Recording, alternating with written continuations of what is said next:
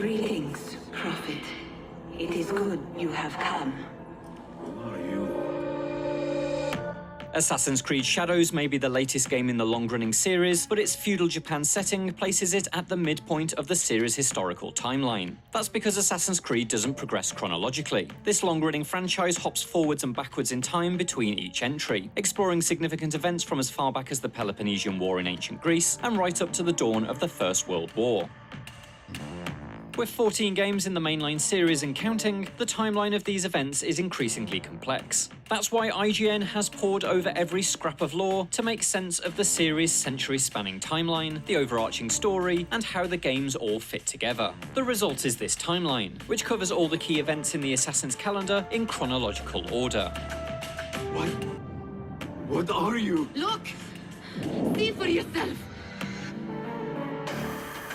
Before we can jump into the timeline, we need to cover a little bit of lore. Way back when, a highly advanced civilization of godlike beings ruled the Earth. Known as the Isu, they created the human race to act as their slaves. Humanity was kept under Isu control through the use of the Apples of Eden, a collection of incredibly powerful artifacts. People generally dislike being enslaved though, and so two humans, Eve and Adam, stole an Apple of Eden and escaped the Isu, triggering something of a revolutionary war. The war between the Isu and humanity continued for a decade, but was cut short when a solar flare hit the Earth. The Isu were obliterated. The remains of humanity, meanwhile, were able to rise from the ashes and inherit the Earth. When we were still flesh and our home still whole, your kind betrayed us. We who made you. We who gave you life. As the Peloponnesian War rages in Greece, a mercenary named Cassandra discovers the Cult of Kosmos, a shadowy organization that has secretly been orchestrating the war. Among their number is her long-lost brother, Alexios, who was kidnapped by the cult as a child and turned into a demigod-like human weapon. Cassandra learns that the cult targeted Alexios because he possesses the genes of their grandfather, legendary Spartan king Leonidas, who was a direct descendant of the Isu. Cassandra embarks on a mission to halt the cult's plans to dominate Greece, during which she learns that the organization is using an Isu device that calculates possible futures to help control the war. Cassandra kills the key members of the cult and destroys the Isu device, bringing the conflict in Greece to an end. During her quest, Cassandra is reunited with her biological father, Pythagoras, who is also a descendant of the Isu. Pythagoras gives Cassandra the Staff of Hermes, an Isu artifact that grants immortality, and asks her to become the eternal guardian of Atlantis. The knowledge contained in here could fix everything for generations to come. During the era of Cleopatra's rule over Egypt, the Order of the Ancients, another shadowy organization that worked in collaboration with the Cult of Kosmos, kidnaps a peacekeeper called Bayek and his son. The Order mistakenly believes Bayek's bloodline is the key to unlocking an Isu vault, but he is unable to do so. In the fight to escape his kidnappers, Bayek accidentally kills his son. Devastated, he vows to take revenge on those responsible. Bayek and his wife Aya work to dismantle the Order, which establishes control over Egypt using its puppet pharaoh Ptolemy, and by bringing both Cleopatra and Julius Caesar into their ranks. While the couple are able to track down and kill the men who wronged them, they learn that the Order is not a local villain, but in fact a globe-spanning conspiracy intent on controlling politics and religion by finding and using the Isu's Apples of Eden. In an effort to fight against the Order's oppression, Bayek and Aya establish the Hidden Ones, a secret collective of spies and assassins that operate out of Egypt and Rome. I am now the Hidden One, known as Amunet. Almost a century later, the Hidden Ones have established a number of strongholds across the world, including the mountain fortress of Alamut in Iran. It is here that Basim, a street thief from Baghdad, is trained as an assassin and tasked with investigating the Order of the Ancients' activities in his home city. Basim discovers that the Order seeks an Isu temple buried beneath Alamut, and helps the assassins fend off the Order's invading forces. Inside the temple, Basim finds a technologically advanced prison which once held Loki, an Isu now considered a god by the Norse people. Basim learns that he is a reincarnation of Loki and vows to take revenge on those who imprisoned him in his former life. And as for those who thought to bind me, should any of them still walk the earth, I so look forward to our reunion. But until that day, a new world awaits. During the following decade, Basim travels with a Viking clan to England in hunt of more members of the Order of the Ancients. There, the clan's leader Sigurd and his sibling Eivor travel the country in search of allies to help them establish their settlement, Ravensthorpe. As the pair aid neighbouring communities, they learn of the tyranny of King Alfred, a leader within the Order who wishes to overthrow the current regime and replace it with a Christian system. After discovering an Isu artifact, Sigurd begins to experience visions that convince him he is a god. Returning to Norway to investigate the hallucinations, Basim reveals that Eivor and Sigurd are reincarnations of Odin and Tyr, the Isu who imprison Loki, and that he has been hunting them down to enact his revenge. Eivor survives the attack and traps Basim in a simulated world generated by an Isu computer shaped like the Yggdrasil tree. Traumatized by the events, Sigurd passes leadership of the clan to Eivor, who returns to England to defeat King Alfred at the Battle of Chippenham and return to Ravensthorpe as a hero. And I ask of you only this. Keep me honest in the times to come. The next 300 years see the Hidden Ones adapt and change, eventually becoming known as the Assassin Brotherhood by the end of the 11th century. Its foe also evolves. King Alfred's quest for a god-fearing system morphs the Order of the Ancients into the Knights Templar. But while the cult structure is new, its goals are not. The Templars are still hell-bent on establishing a new world order. During the era of the Third Crusade, the assassin Altair ibn al-Ahad works with the Brotherhood in the Holy Land to steal an Apple of Eden from the Templars. While the theft is successful, Altair's arrogant tactics result in the death of fellow assassin Kadar. The Brotherhood's leader, Al-Mualim, tasks Altair in hunting down and assassinating 9 Templar leaders in order to make up for his mistake. Altair completes his task, but with each Templar killed, he gradually pieces together their conspiracy to use the Apple of Eden's powers. But there's a twist. Al-Mualim had worked with and then double-crossed the Templars to secure the Apple for himself, and plans to use its powers to forcefully impose peace upon the world. Altair has no choice but to kill his former master and take control of the Brotherhood. The student does not defeat the teacher. الشيء واقع مطلق بل كل ممكن. So it seems. You have won then. Go and claim your prize.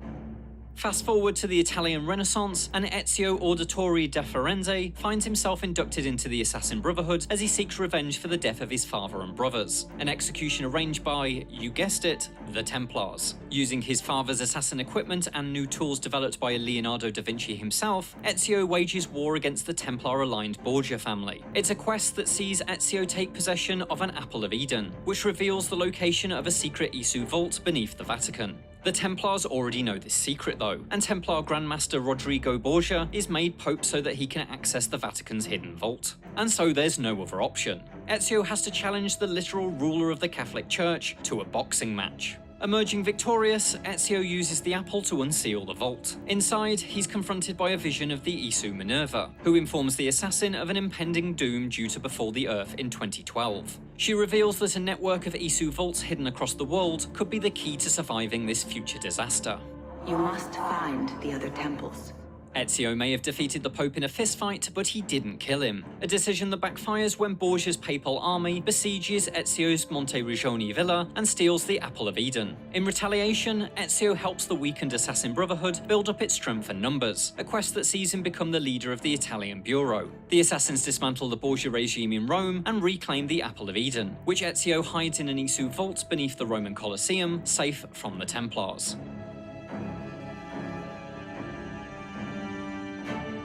In search of more information about the mysterious Isu, Ezio travels to the former Assassin's Brotherhood headquarters, Masyaf, to investigate a library built by Altair. Annoyingly, the Templars have already discovered the library and begun to collect the 5 keys required to unlock it. To halt their progress, Ezio travels to Constantinople, where he allies with the Ottoman assassins against the local Byzantine Templars. His efforts disrupt the Templars' efforts to re-establish the Byzantine Empire and secure the library keys that they had claimed. Inside the library, Ezio discovers Altair's remains. The former assassin leader had locked himself inside with his own Apple of Eden in an effort to keep it out of the hands of the Templars. The apple projects a message from Jupiter, another Isu. who reveals that important data that could aid humanity survive the apocalypse has been collected in the Grand Temple. Understanding that this knowledge is not meant for him, but instead a mysterious observer, Ezio leaves the library and keeps the apple locked inside as Altair had intended. He retires from his duty, but shortly thereafter dies due to the injuries accumulated over his 3 decades working with the Brotherhood.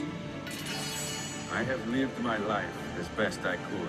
We currently know very little about the storyline of Assassin's Creed Shadows, but what we do know is that in the 16th century, an African mercenary travels with a Catholic Jesuit missionary to Japan. There he meets Oda Nobunaga, a powerful lord in the process of politically unifying the country's warring clans. Nobunaga makes the African man one of his samurai, naming him Yasuke.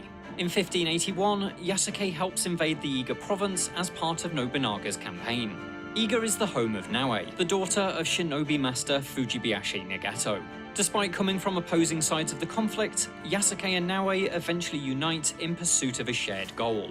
Will you continue down that river?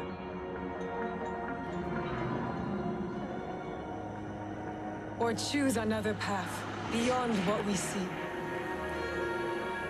And we must look for it together.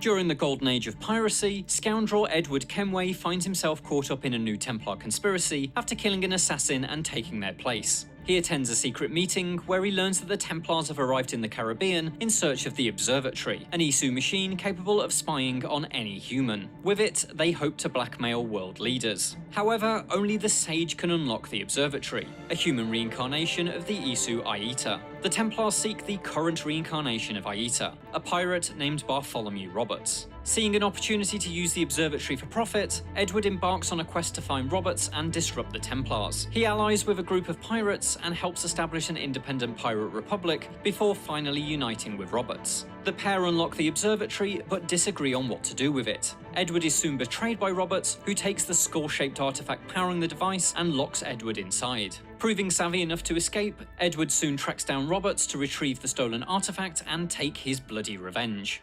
He then returns to the observatory, where he assassinates Templar leader Laureano de Torres y Ayala and seals the skull away, deciding that the safety of the world is more important than his personal quest for riches. His war against the Templars concluded, Edward returns to his home in England, where he lives out his days with his daughter Jennifer and son Haytham. Father, help me! This little rascal, however, is a Kenway. Shay Patrick Cormac is sent by the Assassin Brotherhood to retrieve an Isu artifact from a temple in Lisbon. Shay's disturbing of the temple causes an earthquake that almost completely destroys the city. Struck down with guilt, Shay decides to leave the Brotherhood and steal their map of Isu temples. The Assassins attempt to kill Shay for his betrayal, but he's rescued by Templars who take him to New York.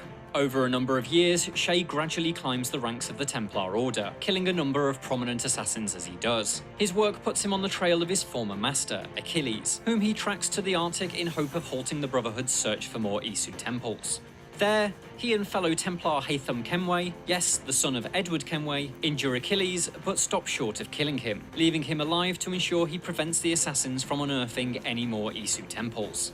In 1776, on a trip to Versailles to eliminate an assassin, Shay suggests that the Templars start a revolution in France in response to a recent uprising sparked by the assassins in America. Then perhaps we should start a revolution of our own.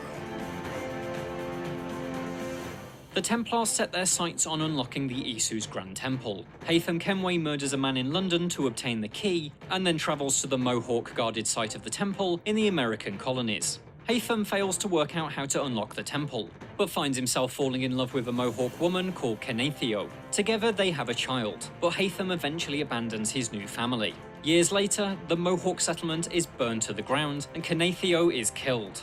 Seeking revenge, her son takes the name Connor Kenway and trains with the reluctant Achilles to become an assassin. Against the backdrop of the American Revolution, Connor eliminates the Templars hidden within the British forces. His quest eventually reunites him with Haytham, with whom he hopes to work to establish some kind of peace. However, Haytham believes that it's vital that the Templars control the nation, and the pair's conflicting ideals end in a son killing his father. Connor takes the Isu Grand Temple key and buries it, denying the Templars their end goal. This is my compromise. Occurring in parallel to Connor's journey, New Orleans-based assassin Aveline de Grandpré learns of a Templar plot to control Louisiana. Following the plot's trail, Aveline learns that it's part of a much larger conspiracy organized by the Company Man, who is using slaves to unearth an Isu temple.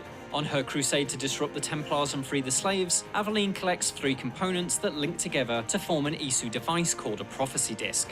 Aveline eventually discovers that the Company Man is her own stepmother, who has been grooming her with the intent of inducting her into the Templars. Aveline kills her stepmother and then activates the prophecy disc, which tells the story of Eve, the leader of the human rebellion against the Isu. Eve will lead us through the war of generations.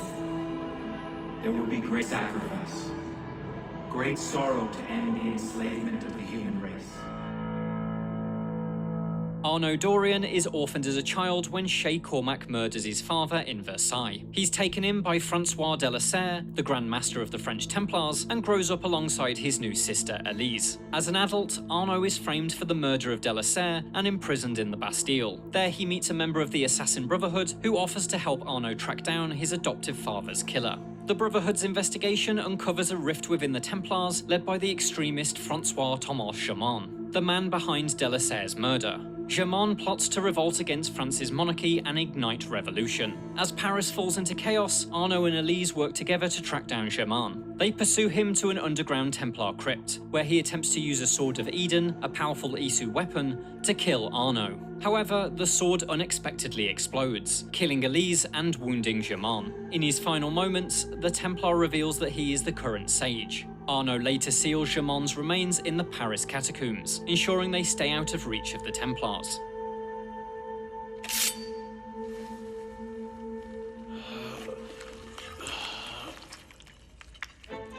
In 1868, twin assassins Jacob and Evie Fry arrive in London in search of the Shroud, another Isu device. They soon discover that the Templars have seized complete control over the city through the use of industry figures, political leaders, and organised crime. The twins split up to complete parallel goals. Jacob focuses on assassinating the Templars' leadership, while Evie attempts to beat the Templars in the race to find the Shroud. While all of his lieutenants are killed during Jacob's bloody spree, Templar leader Crawford Starrick still manages to learn that the Shroud is being held in a vault beneath Buckingham Palace. He steals the artifact, but his plans to kill Britain's leaders are halted when Jacob and Evie assassinate him. The twins return the Shroud to the vault, netting another victory for the Assassin Brotherhood. In the following years, Jacob is made head of the London Assassins, and Evie manages to track down and assassinate the grisly serial killer Jack the Ripper. The pair later move to the countryside, where Evie raises her daughter Lydia as an assassin. During the First World War, Lydia is tasked by Winston Churchill to investigate a German spy facility in London, which just so happens to be staffed by Templars. Lydia's mission concludes when she kills the espionage network's leader, who is revealed to be the latest Isu sage. The man Lydia Fry killed was my husband, Aida, reborn, known in your time as a sage. Thank you for discovering his fate. While the majority of each Assassin's Creed game is set during a historical time period, the series as a whole uses a framing story set during the modern era. During the transition period between Assassin's Creed Syndicate's Victorian era and the start of the modern storyline, the Templars create Abstergo Industries. A pharmaceutical company established in 1937, Abstergo is part of the Templars' efforts to control the world through capitalism.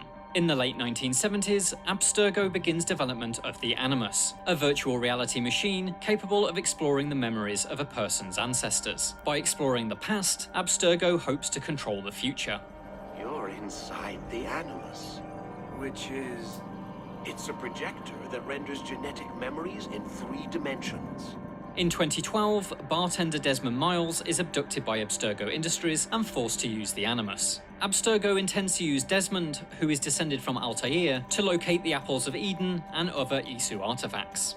Thankfully for Desmond, there's an Assassin Brotherhood mole working at Abstergo, Lucy Stillman, and she helps him escape from the facility. Desmond is brought to a Brotherhood safehouse where he works with Lucy and her teammates, Sean Hastings and Rebecca Crane, to explore the memories of another one of his ancestors, Ezio. Desmond learns of the impending apocalypse via Ezio's encounter with Minerva beneath the Vatican, kickstarting the Assassin's quest to prevent the end of the world. By exploring more of Ezio's memories, Desmond is able to find the Apple of Eden that was hidden beneath the Roman Colosseum. Unfortunately, the apple projects a vision of Juno, a villainous Isu who possesses Desmond and forces him to kill Lucy. The traumatic ordeal puts Desmond into a coma, but he's still able to explore Ezio's final memories despite such a medical emergency. Through them, he observes Ezio's discovery of Altair's library and Jupiter's message revealing the existence of the Grand Temple. Awakening from his coma, Desmond travels with Sean and Rebecca to the Isu Grand Temple in New York, where they meet with William Miles, Desmond's father and the leader of the modern Assassin's Brotherhood.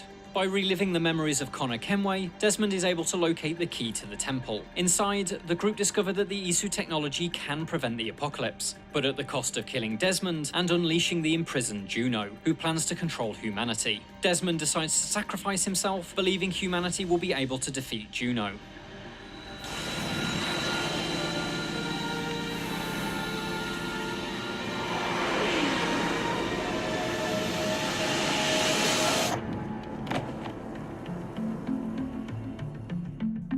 Abstergo uses samples taken from Desmond's body to continue their hunt for Isu technology via his ancestors' memories. In hopes of discovering the location of the observatory, Abstergo assigns the Noob, an unnamed researcher, to explore the memories of Edward Kenway. During their assignment, the Noob is tasked by the company's head of IT, John Standish, to hack Abstergo's computers in hunt of information on the assassins. Standish is eventually revealed to be the modern-day Sage, and he intends to use the Noob as a host for Juno. However, it turns out that Juno is not yet ready to emerge into the world, and so Standish attempts to murder the Noob to keep her existence a secret. Unfortunately for him, he's killed by Abstergo security, who believe him responsible for the hacks. In a bold attempt to track down the remains of the former sages, Abstergo releases Helix to the public, a video game-like software that allows players to experience genetic memories. Guided by an assassin called Bishop, an unnamed initiate relives the life of Arnaud Dorian in search of the remains of Francois Thomas Germain, a sage from the 1700s. Learning that Arnaud sealed Germain's bones away in the Paris catacombs, Bishop believes they are safe from Abstergo's grasp. The following year, the Initiate is tasked with finding the Shroud, an Isu device hidden in London. By exploring the memories of Jacob and Evie Fry, the Initiate learns that the Shroud is hidden beneath Buckingham Palace. Sean Hastings and Rebecca Crane are sent to retrieve it, but Abstergo beats them to it. By hacking a senior Templar's computer, the assassins learn that Abstergo intends to use the Shroud to create a living Isu. It is revealed that Juno also has her eyes on the Shroud, and has been manipulating Abstergo employees in an attempt to sabotage the Templars' plans. Anyone finds out what you've been doing? You have played your part, my instrument. I will save you. I will save you all. Layla Hassan, a researcher for Abstergo, has ambitions of joining the company's Animus project. In an attempt to prove her talent, she develops a new version of the Animus capable of exploring memories via DNA sample, completely skipping the need to find a biological descendant. On a trip to Egypt, she discovers the mummified remains of Bayek and Aya and uses their DNA to relive the origins of the Hidden Ones. Layla is then contacted by William Miles, who offers her a position in the Assassin Brotherhood. There's no going back to your old life, Layla. I never planned to.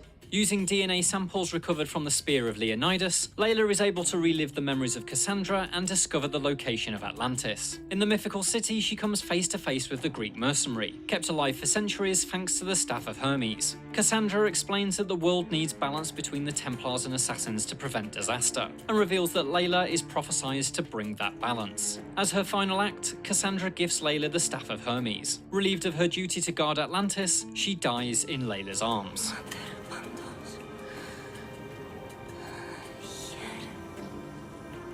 After observing fluctuations in the Earth's magnetic field, Layla and the Assassins recover Viking remains in New England and explore the memories of Eivor. Through them, Layla discovers the existence of the Yggdrasil computer, which is located in an Isu temple in Norway. Simultaneously, the Assassins learn that the magnetic field disturbances are a result of the apocalypse-preventing Isu technology that Desmond Miles activated in 2012. Layla travels to the Norway temple and uses Yggdrasil to enter its simulation, hoping to find a way to stabilize the magnetic field. Inside, she meets Basim, who was trapped there by Eivor, and a figure called the Reader. a manifestation of Desmond's mind. Abandoning her mortal form, Layla works with the Reader to prevent future apocalypses. Basim, meanwhile, escapes the simulation and claims the Staff of Hermes, which is revealed to contain the consciousness of Loki's lover, Alethea. He then joins the Assassin's Brotherhood and uses their animus to begin his quest to track down Loki's children. And that's the complete Assassin's Creed timeline. Well, all the important bits. This video would be longer than Valhalla if we went into every single event, and nobody's got time for that.